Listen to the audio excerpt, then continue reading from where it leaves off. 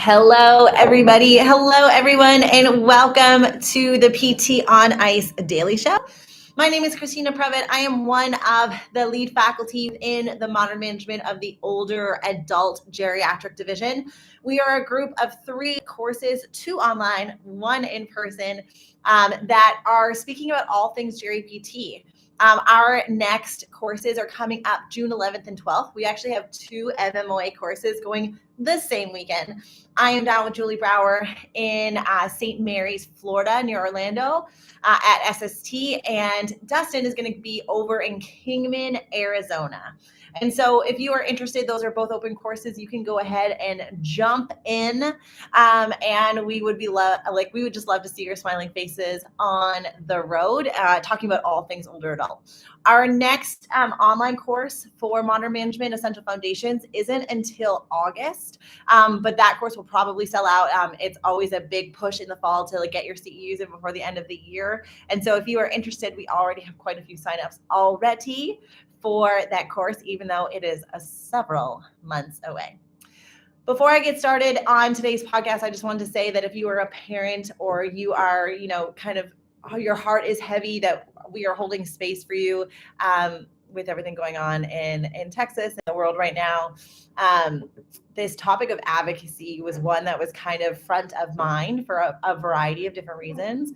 And so I thought that we would kind of frame this with lots of conversations happening, lots of really hard conversations, lots of really charged conversations happening in our world, is how can we kind of go inward within our profession and talk about advocacy for the older adult.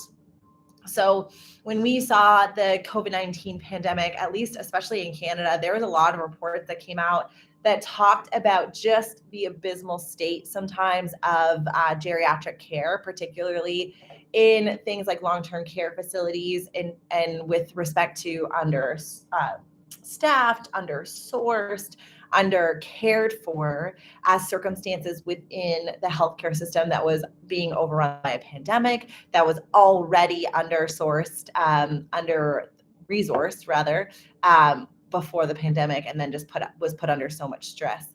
And if you've been working in the geriatric space for a really long time, or if you're just kind of getting into this space, you recognize that there's a lot of work to be done with respect to advocating for our older adults. And there's so much to unpack when it comes to how do we best show up for our clients? How do we best advocate for the best amount of care for our older adults? And so what I thought I would do is kind of break this down by different levels. One of my really big goals as a clinician who is in this space is to try and leave our profession just a little bit better than when I started my career. And I think showing up every day and starting to have these conversations are really important ways for us to think about how we are going to do that. And for me, one of my lenses, and one of the lenses that I'm really passionate about, is trying to make care for the older adult just that much more efficient and optimal as we kind of go through some of the research and we see some of this change in the literature. So when we're thinking about how to advocate for our older adults, we can kind of break it down to different levels. So we can think about it as kind of our centers of influence, going back to the 5 habits of highly influential, 10 habits of highly influential people. My brain is not working. I'm blanking on the name of that book, but we talk often about how do we impact our spheres of influence. And so when we start talking about how we're going to show up for older adults, how we're going to advocate for older adults, probably the easiest way for us to be conceptualizing this is in our interactions with our clients. And so we can see all the sexy stuff that we post online, right? MMOA about, getting older adults who are the sickest of the sick, and the lower functioning folks who are able to still do deadlifts and floor transfers. And we're talking about falls preparedness. That sexy stuff is really wonderful, and it's necessary to optimize the resiliency of an older adult. But the significant stuff can sometimes be kind of in the wings and away from that exercise-focused intervention, and going more towards allowing older adults to have us remove barriers for older adults with respect to accessing resources. And that can be around food availability, that can be around volunteers to help with house cleaning and house maintenance for somebody who wants to stay in the home, accessing referrals to our other allied health colleagues, occupational therapists, social work, speech, helping with caregiver burnout. There are just so many ways that we can be, Julie Brower termed this resource dealing, because we talk at MMOA about being a hope dealer because so often our messaging around getting older is so negative. How can we kind of spin this to talk about being able to be a resource dealer? And so we can help them remove barriers to things that they really want to be able to do. And that kind of goes to my next point, is that in order for us to be able to access the resources that they need the most, we have to know what they need the most. And we can make assumptions, but assumptions are not what we want to be driving our decisions. We want to be looking at what are our clients want. And in order for us to do that, we have to be insanely curious and ask so many follow-up questions in order to get a true idea about what a person's goals are, right? Get stronger, have more endurance. Those are not goals that are going to allow us to know what resources they need access to, what barriers they need removed in their day-to-day life in order for them to feel successful with respect to being able to do the things that they want to do.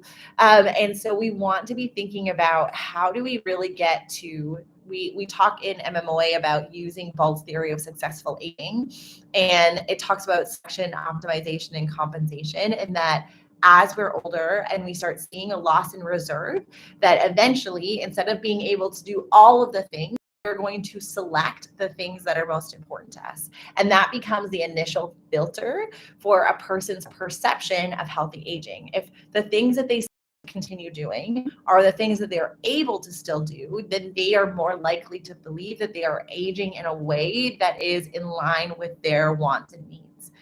And so we need to know what that filter is. And so being insanely curious about why they want, what they want to do, why they want to do that, can be a really great way for us to advocate for them with respect to, you know, any referral, any type of resource, local agencies on aging, the seniors associations in our area. All of those things are going to be extremely important. And kind of feeding off that, saying, you know, we can't make assumptions about what we think our older adults need. This can come into some of the ageist bias that happens within our healthcare system. And so I'm going to talk about this at the level of the client, but I'm also going to talk about how we need to show up about this with respect to every other aspect or every other level of our influence. So when we are making assumptions about what our older adults need, then we could potentially, one, be making decisions for them. And we don't want aging to be a series of losses that our older adults feel like they're in progressively less control. So we want to make sure, first of all, that when we are making our list, our goals, and we are talking with our clients, it is not based on our assumptions. It is based on our assessment of their capacity.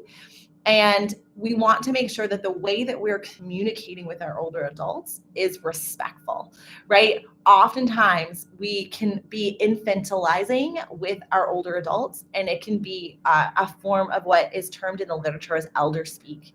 Oh, sweetie pie, or, oh, aren't you so cute? And, oh, I don't even know, sugar, like whatever those like terms of endearment are that we are unintentionally, we are trying to break down barriers, create therapeutic alliance, but many of our older adults really don't like it. I went in through a couple of weeks and I talked to all my older adults and I said, what do you think about this?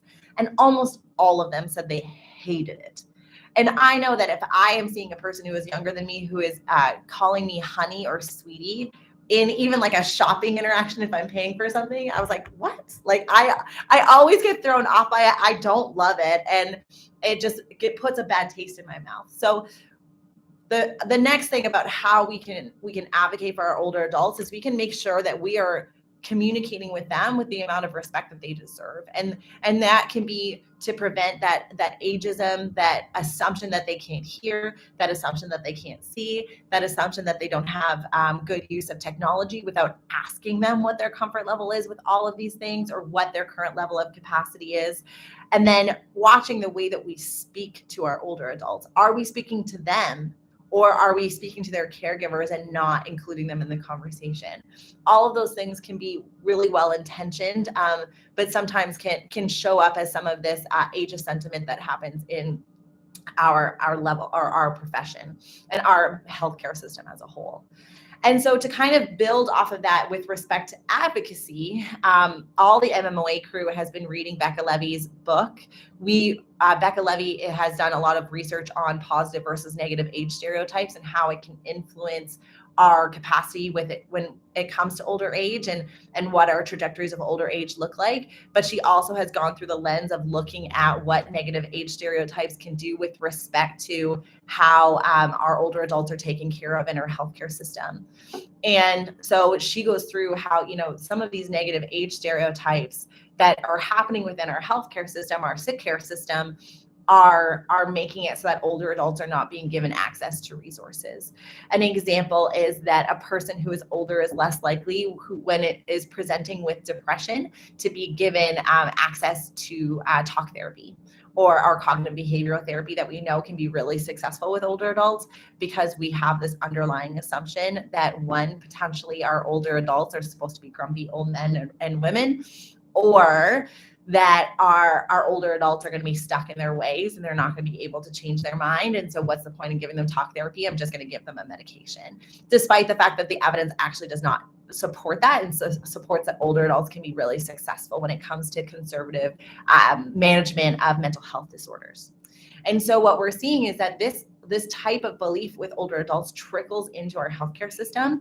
And so my next level, speaking of advocacy, is to sometimes have really hard conversations. And this doesn't have to be in a way that we are combative or confronting, but it is just acknowledging that there are some times when we say things that isn't exactly respectful or is ageist, and that might seep into our care. So when you see a person on your team who is saying something ageist or is making an assumption about an older adult, or who is being dismissive about the current capacity of older adults, just kind of gently probing, saying, what part of your assessment made you believe that they're not capable of doing this? Or, I don't know if that's the best way to be speaking about this person with respect to their care. And that is a very uncomfortable thing to do. Like, I am not saying that is an easy thing to do. We a lot of times can have hard conversations even within our teaching space when we're teaching other clinicians who may not think that our way of teaching or the methodology that we're using is going to be relevant to their older adults. And we have conversations. We show up with curiosity for our clinicians and other healthcare providers that are working with us as part of our multidisciplinary team. We advocate for our older adults by showing that we are not okay with that type of messaging, that type of assumptions that are going to drive subpar care. And it can be really uncomfortable to do that. And you're not going to get it right all the time. But the more we make it standard that we're challenging these assumptions, we're having these conversations, we're showing that the literature isn't supporting these things, we're talking about negative versus positive age stereotyping and how that influences our healthcare system, the more we are able to start trickling change to other providers as well. One of the things as a continuing education instructor that I feel so thankful for is that I get to have conversations with clinicians. And if I change their mind even the tiniest little bit, that is going to have a positive trickle-down effect to all of the clients in their care, to the family members, to the clinicians themselves, in order for us to advocate for the way that we should be expecting our care for older adults to be.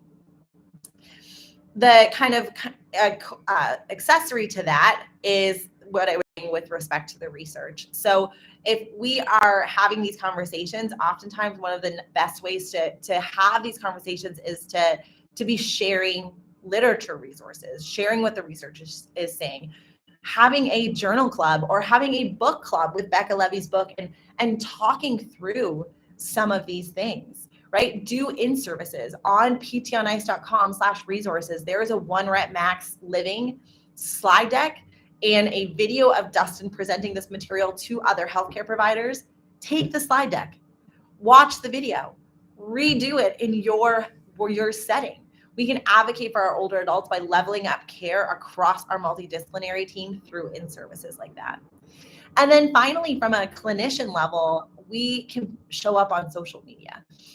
Sometimes geriatrics is not the sexiest part to be, again, kind of that sexy versus significant. It's probably not the one that you're seeing most often on our social media pages. Oftentimes clinicians are talking about sport or other like higher level orthopedics, but it's so important that we talked about our older adults too, and they are going to have orthopedic issues, number one, but number two, there are other different conditions that are really relevant and become increasingly more prevalent as we get older. That's really important for us to continue to show up and talk about as well.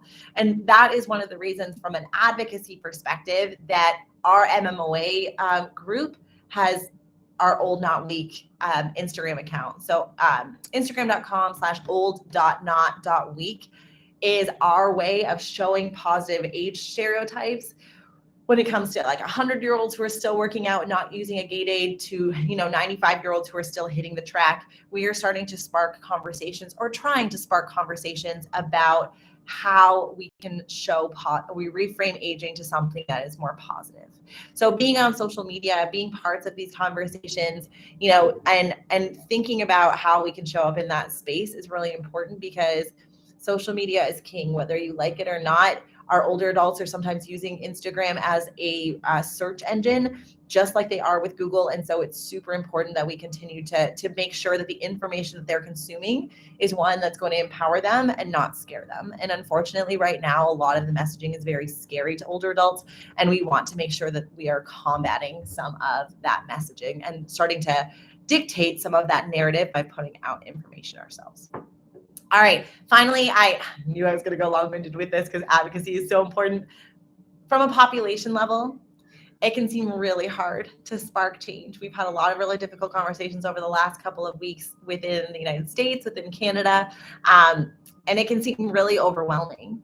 So things that we can do. One, we can stay informed, right? Are there any bills coming up that are going to be particularly impactful for our older adults? Are there things that are coming up within government that are important for us to recognize and be aware of, that are going to change the quality of care for our older adults? Just knowing what is going on is going to be extremely important, and it can be hard to do.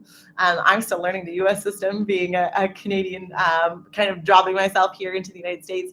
And then if you really feel like I don't really know what to do, but I want to be a positive contributor, find nonprofits and support organizations that are working to try to spark change with respect to older adult care.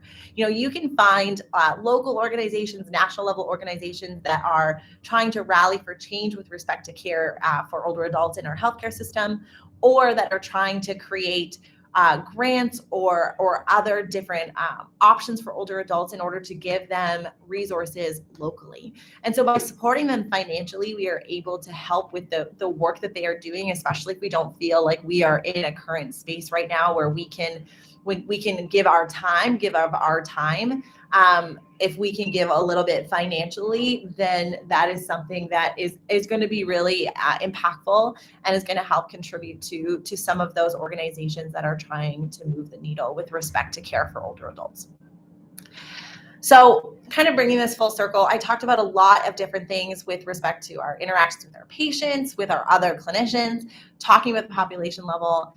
The most important thing that we're thinking about is that we're not going to drive change overnight. We have to show up curious. We need to be able to have conversations that are uncomfortable. We have to try and take the emotions out of them and just advocate for our older adults. That can be really hard to do in a state where our healthcare system is extremely burnt out. So just trying to make little tiny changes are going to multiply and be exponentially impactful over time. And if you need help, or you want to find a community that's going to help you, right in the MMOA community. You know, there are thousands of clinicians that feel very passionately about helping older adults succeed. And I bet you'll find some pretty excellent resources in that group to try and help you move that needle, or make you feel like your efforts are not in vain because they are trying to do the exact same thing that you are. And so if we work together, we're going to be able to drive change for our older adults. If we keep speaking this language, we keep showing up, then we are going to be able to drive change. And so I hope that you all found this helpful, and that today you go into your healthcare interactions, you go to work, and you just try and do 1% for your older adults. Try and advocate for them, just that 1%, and hopefully that'll make a difference for them today. All right. Have a wonderful, wonderful day, everyone. Sorry, I'm on here a little bit longer. Shocking, I know. But we will see you soon on the podcast. And if I don't speak with you all, have a very wonderful Memorial Day long weekend.